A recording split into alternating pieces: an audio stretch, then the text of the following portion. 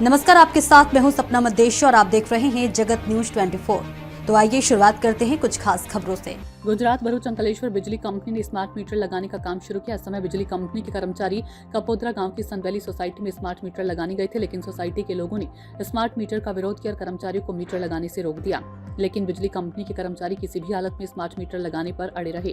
Society के लोगों का कहना था कि स्मार्ट मीटर जरूरी नहीं है और मकान मालिक की इजाजत के बिना स्मार्ट मीटर नहीं लगाए जा सकते, लेकिन लोगों के विरोध के बीच कर्मचारियों ने मीटर लगाने का काम शुरू कर दिया है। गुजरात भरूच अंकलेश्वर से गोविंद भाई परमार की रिपोर्ट।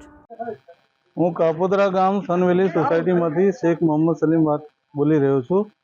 અમારી સોસાયટી સનવેલીની અંદર જીબી તરફથી અમુક કર્મચારીઓ આવી અને સ્માર્ટ મીટર બળજબરીપૂર્વક લગાડી રહ્યા છે, જેનો અમે વિરોધ કરી રહ્યા છીએ। એનું કારણ એ છે કે સરકારના પરિપત્રની અંદર ક્યાંય એવો ઉલ્લેખ નથી કે ગ્રાહકની પરમિશન વગર તમે સ્માર્ટ મીટર લગાડી શકો છો।